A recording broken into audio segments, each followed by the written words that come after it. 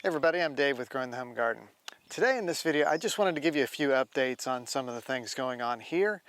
And I'm starting right over here in the vegetable garden, but we're also going to take a look at some Russian sage, some seedlings that I planted in the fall for Beautyberry and Viburnum that I wanted to share with you, and a couple other little things here and there. But the reason I'm starting here at the vegetable garden is because I fully intended to have a garden fence already done all the way around it, a really nice kind of farmhouse style fence coming across the front with a bit of a wire mesh in the back to keep the smaller rodents out, and then a type of a line going across the top to keep the deer out. But I had a rotator cuff tendonitis injury that has happened, and I've been going through physical therapy to try to get that taken care of. So any kind of upward motion and stuff where I'd be needing to do, like on this arbor, I've got some things to do on it. It's just not possible for me right now. I've actually got every post hole dug.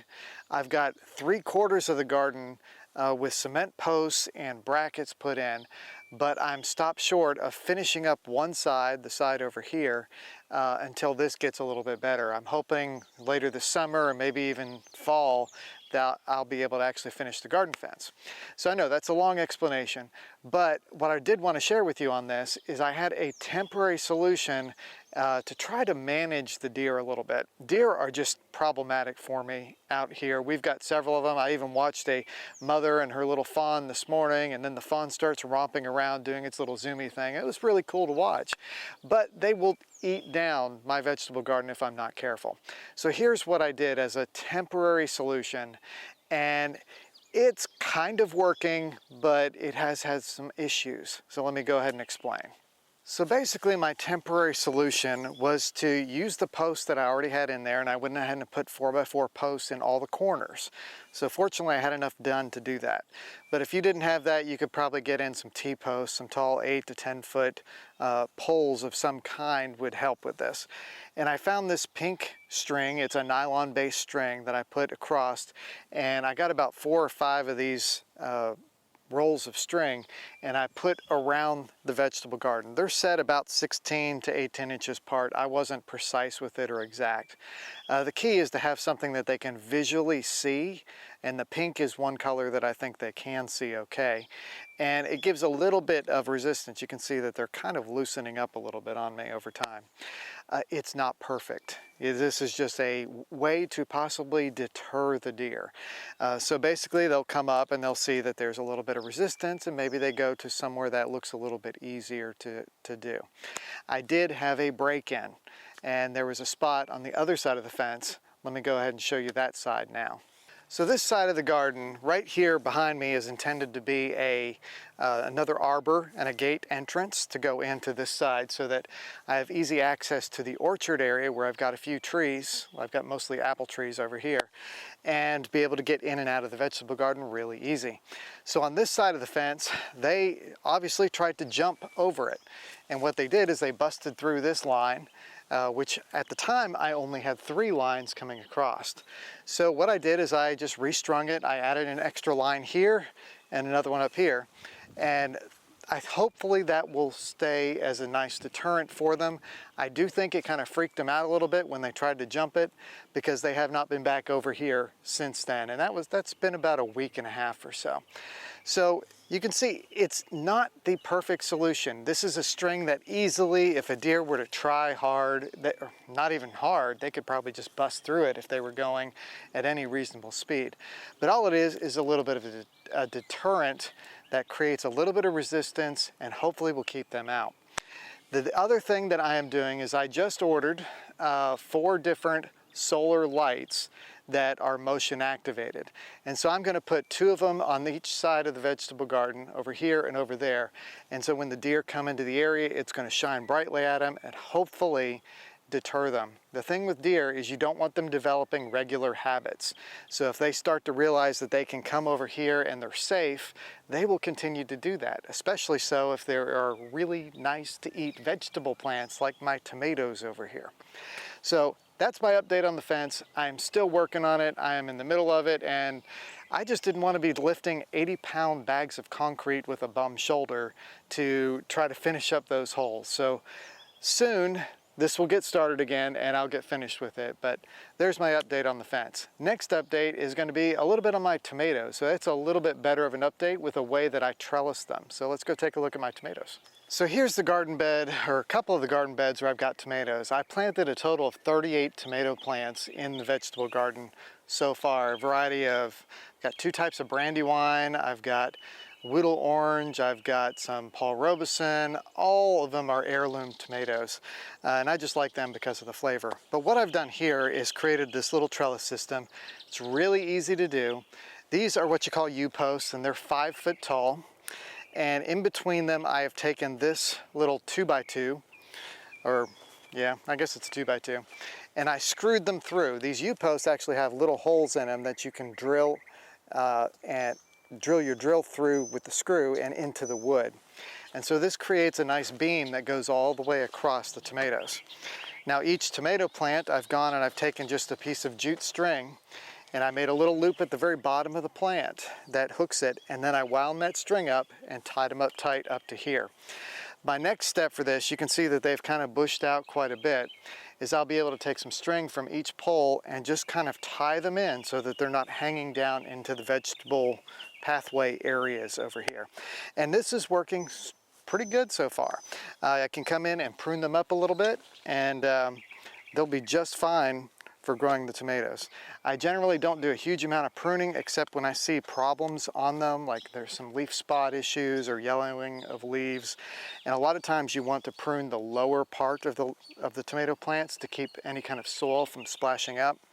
The other thing that I love doing, and you can see this over here, these are grass clippings that are just dried up, and they do an amazing job at keeping the moisture into the beds.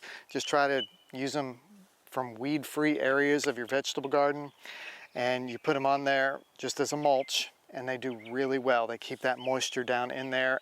I water these every now and then, but mostly we've had enough water from just natural rainfall where I haven't had to worry about it. So that's just one really good thing that you can do as a quick tip there, in addition to the little trellising here. So let's go hop over and we'll take a look at the Russian sage, because there was somebody who asked about how my Russian sage was looking after it's been pruned. So let's go take a look. So here you can see one grouping I have of Russian sage. It's probably a 7 to 6, 6, 7 or so. Shouldn't I even say 6, 7? People don't want to hear that anymore. But anyway, what this is little spire Russian sage. It's got a whole lot of blooms all over it. I get a ton of pollinators like the carpenter bees. You may not want carpenter bees around, but also the bumblebees, and a lot of the little tiny mason bees and stuff are coming around on this plant here. What I love about Russian sage is, of course, it is really resistant to deer, to rabbits. There's not much that will graze on Russian sage because it is a highly fragrant type of plant, just the foliage. Not something you want to eat, but it does smell really kind of sagey when you brush up against it in the garden. It's an excellent substitute for lavender if you have trouble growing lavender. This thing is just, I don't know, it's proof against just about everything in the garden. It really grows well. But I've got 3 plants here in a grouping, and you can see it has been pruned, but from each little pruning, it has bushed out from those. So I would have pruned this probably back in March to April, sometime in that area. Some sort of around where the last frost date would be in general. But there's this one, and I've got one more over there which has gotten a little weedy in that area because I haven't been as active in the garden this year as I needed to be. I've got a huge pile of mulch sitting over there that I just need to get out and put into this bed, but I just haven't had the ability to do it with this silly shoulder thing. And for my next update, I wanted to share with you the beautyberries that I was growing from seed. You can see in each of these pots here, I've got about 4 different plants, maybe slightly more than that if I overplanted them. But these have been transplanted into this pot here so I could manage them a little bit more effectively. And then over here, these are seedlings that came from a Brandywine Viburnum, that's Viburnum nudum. And you can see that they're doing pretty good. They've got some glossy leaves happening right there. You can see that there's some honeybees that seem to really enjoy getting some moisture from these pots because I keep them watered in these little trays down here. There's water there, and then it kind of wicks up into the rest of the pot. You see there's a honeybee there in the back. Hopefully they don't get too upset at me showing off some plants. And then over here, I wasn't going to talk about these, but I'll mention them. We've got some, these are Southern Magnolias that were grown from seed. Only 4 of them came up, so I went ahead and I left the pot in the garden so that it could continue to grow and maybe something would come from it. I planted a bunch of seed, but I only got 4 really strong seedlings to come from it. But still, I count that as a bit of a success, because I don't even know what I'd do if all 60 of those seeds had germinated. I'd have a lot of magnolia seeds that I'd have to find homes for. And I've got a couple more seedlings of those brandywines that I potted up before that. Those 2 pots there had seedlings in it, but they did not make it. I'm not sure why. The other ones, they're looking okay. I need to start giving them some fertilizer to hopefully spur on some growth, because I want them to get some size before the winter comes. That way they'll be okay all on their own. So hopefully in a couple more weeks I'll be good enough to start getting some of these projects done out in the garden. I really have got several things that I want to get accomplished this year before the end of the year, if at all possible, but it may bleed into next spring for sure. The fence has got to get done. That's my #1 priority. With the deer pressure we have here, it's just really important if we want to eat vegetables that we need to have a fence.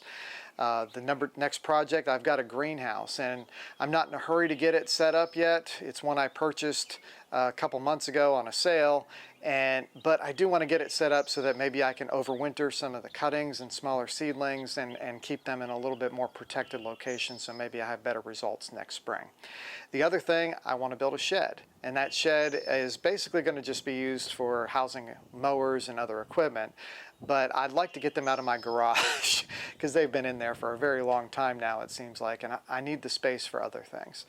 But anyway, hopefully I'll get to those projects here before too long. I really appreciate you watching this video and hanging out with me here on Growing the Home Garden. So if you would, hit the like button, subscribe, and we'll catch you next time for more gardening here at Growing the Home Garden. Thanks for watching.